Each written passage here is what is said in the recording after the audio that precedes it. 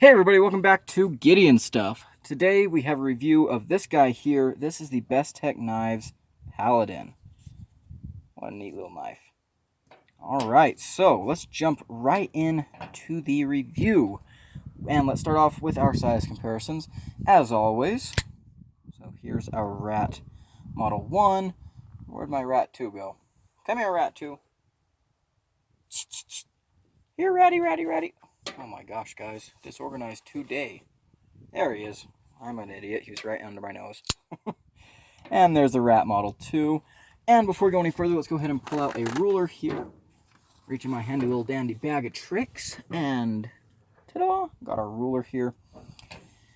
We are looking at a blade length of almost 3¼ inches. I'm going to call it 3.6 inches. So, big knife. This is a big boy knife, for sure. Not huge, but still, it's definitely a big knife. Next up, let's bring out our Civivis, the Elementum, and come here, Praxis, and the Praxis. So yeah, definitely a long knife, but not as tall as a Praxis, so it has a little bit of a balance in that way. Get out of here. Next, let's do against our flagship comparisons, as you guys know I like to call them. Here is the PM2, and here is the Benchmade Bug Out. Again, it's not a tiny knife by any stretch of the imagination. And, of course, last and least, well, actually not last, we'll compare against some Bestechs, but certainly least, here it is against our Paraframes. Not too shabby. In the size department. Gosh. Yeah, let's get size comparisons over with quick, because I'm obviously not in it today. And here he is against our Swordfish, and it's another Bestech I've got close by. Here we go. And the Sledgehammer. So, yeah, just a tiny bit smaller than the Swordfish, which is a 9-inch knife, so, yeah. Alright, so what are we looking at here? We're looking at a D2 blade, that is a Tonto, with a dual grind and dual finishes. A G10 handle, steel clip that is not reversible. It's a liner lock running on bearings. Alright, so let's go ahead and go into some cutting footage. But before we do that, I want to talk about this blade, because I find this blade to be very interesting. So right off the bat, if we look here, you can see that this is not a thin blade at all. Yeah, that's thick. For comparison, let's bring out the Rat 1. Get them here next to each other. Yeah, that's a thick blade. A really thick blade. However, there's an airplane going overhead. This knife slices really good. It's like 15 thousandths behind the edge here. And of course, it does get thicker up here at the tip with that Tanto grind. But I find this blade to be really, really interesting and actually very useful. I did a couple things with it, and that you'll see here in the testing footage. But yeah, basically what you get with this blade is a very tough blade that you can do slicing with. And if you have to do anything that's a little more heavy duty, you have this area up here. One thing that I use it for, I don't think I have any footage of it. If I do, I'll definitely put it in, was like zip ties. You can crunch down on them like that with a point. It's very thick and sturdy, so it works really good. The secondary point here, this is a Tonto, is not super acute, such as, do I have another Tonto out here? Well, I have this guy, which is also kind of a unique Tonto, but that one doesn't really show it too well. Anyways, you don't really get so much as a secondary point. What you get, though, is a spot that, I don't know how to describe this, it's kind of a marking point. I don't know. It does still work for like getting in packages, so you know, just get that little tip in and slice down. But very useful blade. You can also see that they have this swedge up here at the top, which actually makes this knife a little narrower here than it is here on the jimping or out at the tip. And that is right where you're going to be doing most of your slicing tasks, you know, going through cardboard, things like that. So I find this blade to be very interesting and very, very useful in a lot of ways. And I'll go ahead and cut over to the cut footage, and then we'll talk a little bit more about the blade when we're talking about the knife in detail. Let's do it. So one thing I decided to do as part of my testing with this knife was make myself a sandwich, because why not? So here you can see me going through a tomato. I'm not saying this is the greatest tomato slicing knife ever, but what I'm trying to show is that even for a knife with pretty thick blade stock, it still slices really, really well. And even with a tonto grind. And holy cow, I'm bad at cutting tomatoes, I guess. Probably because I'm sitting down. But yeah, there we go. Very slicey, especially when it's nice and sharp.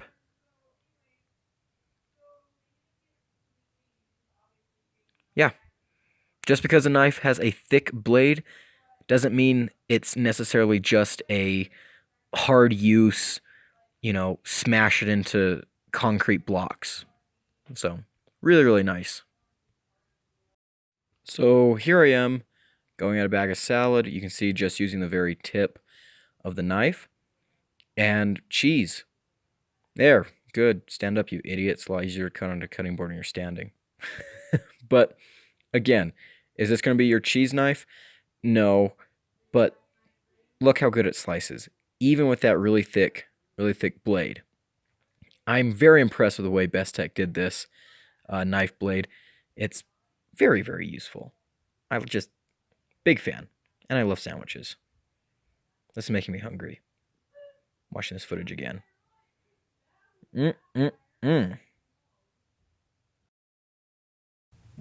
All right, let's do some cutting with our Bestech Paladin. Yeah, a little bit of a different setup here, isn't it?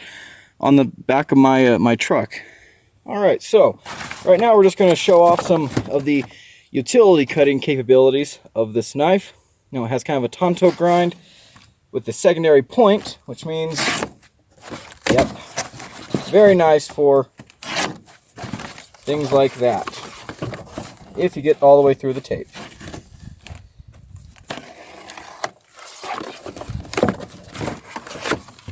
Which I am not doing. Jeez. There it is.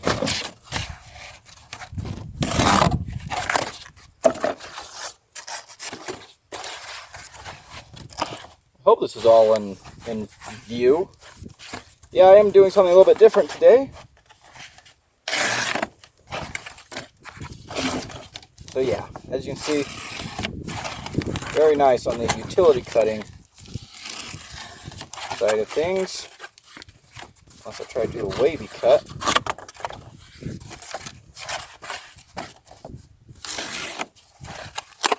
So yeah, the handle works perfectly fine for the utility cuts. It points the blade down where you want it to be for that secondary tip to get into stuff. That thicker tip that I've talked about makes utility cut type stuff really nice. Got a very strong, robust tip. It's not going to fail on you. So that's really cool. You can use both the secondary and the primary parts for your utility cuts. The secondary tip and the primary tip. I'm sorry, I just got back from work, so I'm a little bit out of it. All right, let's do some long slices. All right, some long slices. So, I'm filming the cardboard cutting section of this video before I film the on the tabletop part, but this part of the blade here is pretty thin, about 15 thousandths. So it makes slices, let's cut down like this, effortless.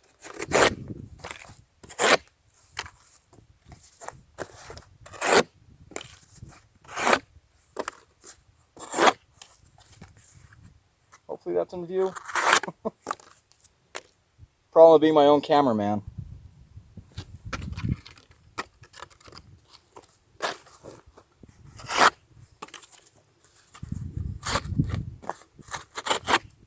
have to review the footage and check it out for myself. So yeah, great performer. As for how it carries, moving pins around in my pocket. Yeah, in fact, let's just take all those out. Why does someone ever need that many pins in their pocket? So, it's not deep carry, but I don't think it's obnoxious. How's the action? Yeah, it's good. Talk about the action more at the table, but really good action. Pocket clip, tip up, not reversible, so that's something that's gonna be bothersome for some people, but yeah, it works. It's not the fanciest pocket clip, but it works. Alright, now I gotta clean up this mess. Okay, so let's jump right in with what I like and don't like about this knife. And of course, as always, we're gonna start with what I like. This is a cool looking knife. Let's just start with that first off. This is a cool looking knife. This, yeah, it looks really, really interesting. I love the way this knife looks. So with that out of the way, let's get right into the blade. I talked about this a lot at the beginning of this review. I'll talk about it a little bit more now. This is a really, really cool blade. And I find it to be very useful. I'm not a huge Tanto guy. I'm just not. And this knife in particular actually is also offered in... Wind, could you please stop? You're interrupting my video. It blows harder to spite me. Anyways, this knife is also offered with a trailing point blade. That's not a Tanto. It basically just has, you know, that continuous belly up there. But I went with the Tanto version because I thought it looked cool. And I got it and I was like, well, you know, I'm not really a Tanto guy. I don't really use Tantos a whole lot in my EDC. Now, I do have certain tasks that I do here on the ranch that I prefer a Tanto for. In fact, my Cold Steel SR1 Lite, that's a Tanto I use a lot for those different tasks, scraping and, well, different tasks. So I got this and I was thinking, you know, well, let's see what I can use this Tanto for. And I found that there were a lot of things about this knife that I just really, really loved. You have an incredibly strong tip. Look at that. That is an incredibly strong tip. But you also have all this area right here that just slices so good. This is a flat grind. Comes down to 15 thousandths behind the edge. It's a good slicing knife. And then if you have to do anything more heavy duty, you have this area up here. So in the cutting footage, I cut a tomato. And no, this is not the world's greatest tomato cutting knife. But the reason I wanted to do that little experiment was to show that you can have a knife that is totally built to take some abuse. This is a thick blade. It can take a beating. But they have balanced it so well between being a brute and being a slicer. And that really impressed me. And this blade, in general, just really impresses me. And the Tanto isn't so aggressive that it excludes you from any types of tasks. I really like this knife. You know, that flat grind, the compound grind looks nice. The blade, like I said, it's not just a dual grind, it's a dual finish, which you might not see because my blade's a little bit marked up, but you have a stone washing up here and a satin on the flats. So they definitely did, you know, take their time when making this knife, and I love seeing that. Next thing about the blade that I love is this jimping up here. This is really good jimping. You can see I've got some crud in there, some sweat and skin particles, but it's good jimping. It's like a file. It locks your thumb in really good, and I appreciate that a whole lot. Very, very nice. The sharpening choil is actually okay. The plunge ends about there, so yeah, you've actually got a lot to sharpen, so that's nice. I wish I didn't hook back so much like that. You know, you can't really get your finger up in there, but that's not a huge deal. And we'll talk about why here in a little bit. Next thing, the G10. So when you look at pictures of this knife, it looks like it's just tan G10. But you get it in hand and you realize, oh, they've done some good things here. For one, right off the bat, I love the G10 that Bestech uses. In my opinion, it's really good, high quality G10. I mean, you look at this, and you can see like the grain of the G10. And it looks nice. It feels good. It's like smooth but grippy. You know, just really nice G10. And then you look at it and you realize that they've done some really nice things with this G10. Look at this chamfer here.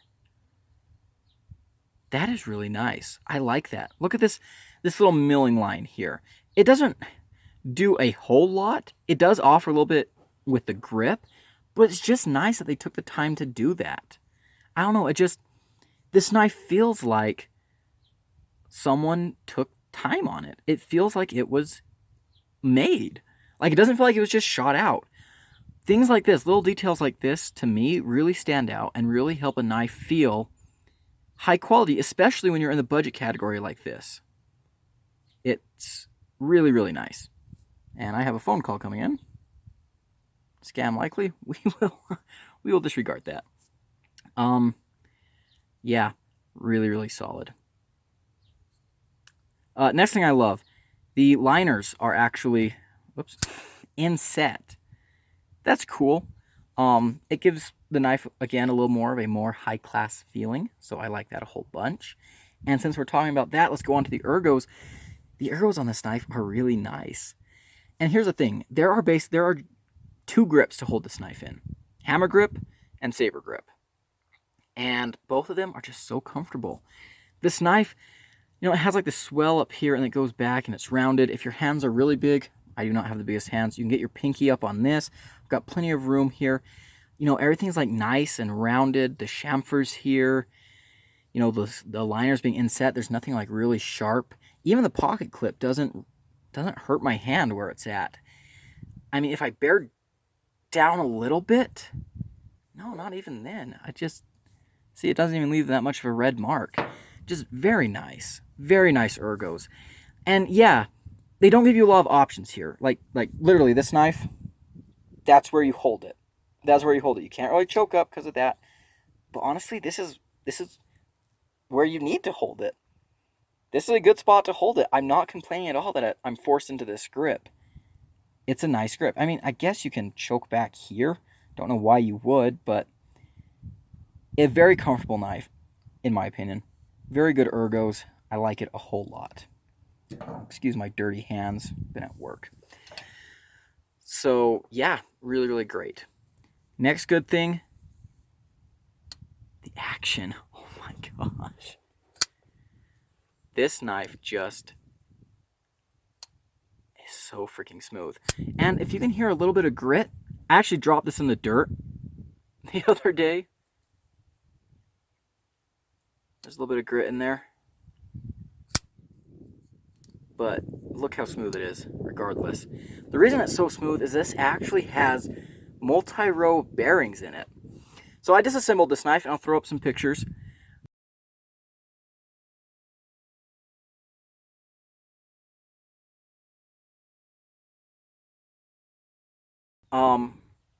Easy disassembly, no real issues. T6 hardware, about the only thing. Oh, and also, take it apart from this side. Don't take it apart from this side. It didn't work. These screws don't really spin. You can put that in the bad. But yeah, double row bearings, really nice. I like that. That's, you just cannot deny the results. Wow. The flipper tab, as you can see, I think Bestech does a great job on their flipper tabs. So you can light switch this, and you can also push button it, and it's shaped just right. See how the flipper tab angles back? Get your finger on there. I'm usually a light switch guy, but this knife, honestly, I push buttoned it more than anything else. And that's the truth. Just so good. So good. And that's all the good. Let's go ahead and get into the bad. Okay, so before we get into the bad, let's talk about the neutral. And in my opinion, that's the pocket clip. This pocket clip isn't like super exciting. It's kind of a plain clip, but it's not so ugly that it offends me. It works. It's a good clip. It goes in and out of the pocket fine. It holds the knife, so that's definitely its function, and it works at that. The knife itself, the carry, it's a pretty narrow knife. It is long. It's a little bit fat, but it'd be a lot fatter if the scales weren't over the liners. But it doesn't carry that bad. It's not a super heavy knife. Maybe for some people, I don't know. I don't really care that much about weight. As long as it's not pulling my pants off, it's fine. The carry isn't deep, but it's also not super shallow, and I don't mind that. Again, in fact, this gives you something to grab onto to pull a knife out of your pocket. It just doesn't bother me that much. So, yeah. Now let's get into the bad, and we'll start with the clip. It's not reversible. You know, it would be nice to have a reversible clip. It's not reversible. Sorry, lefties. Next thing, the lanyard hole. I could do without it. In fact, I wish what they'd done instead was put the lanyard hole in the back spacer with like one of those lanyard tubes, or not a tube, the post, a lanyard post. I think that would have worked better and looked better than this. This just doesn't do it for me. Disassembling this guy, T6 hardware back here. This screw did not want to come out on this side, but I just turned it over and it came out on this side, so it worked. And as long as it works, you know, I guess whatever. And centering. When I got it, it was not quite centered. I took it apart, put it back together, and to have great action with no blade play, this is the best I could get the centering. It's not terrible. You can definitely tell it's off to the clip side a little bit. It's not terrible. It's not rubbing. And, I mean, honestly, this blade stock is just so thick, there's not that much room around the scales anyways, so it doesn't bother me that much. Finally, the biggest issue that I have with this knife, though, is that Bestech does not offer a titanium frame lock version. Dang it! Come on, Bestech! Come on! This is the Paladin. The Paladin. You hear the word Paladin, you think of, you know, basically knights running around in armor. Or maybe you think about Voltron. Either way, this needs a titanium frame lock version. You know, I don't know, throw on M390, titanium, like diamond texture titanium. Come on, we need it. And the Kendo. The Kendo is a knife very similar to this, that has a budget version and then has a titanium frame lock high-end version. Come on, Bestech. Make it happen. Make it happen. I'll buy one. I'll buy one. Anyways, with that out of the way, let's get on to my overall conclusions. My overall conclusions are that this is a very impressive knife at its price point. The price point is $52, and I think it's worth every penny of that.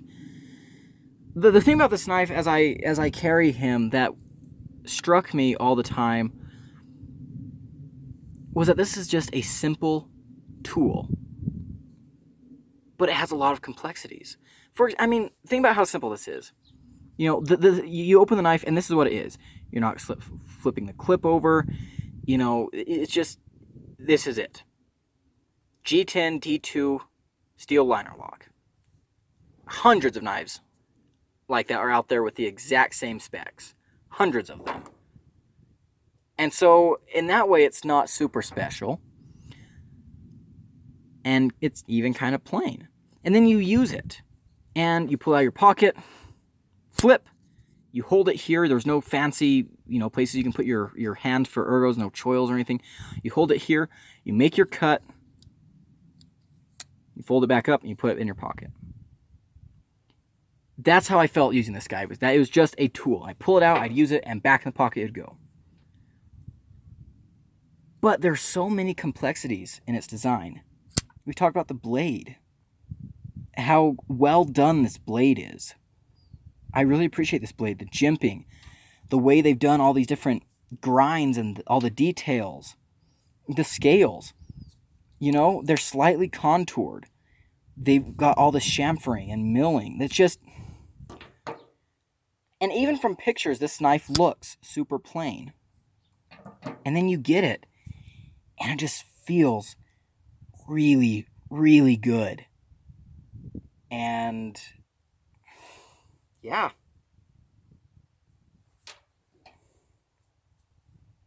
Really good. I love this knife, guys. This is a fantastic knife. And I can 100% recommend it. And in fact, there's only one thing that can make it better.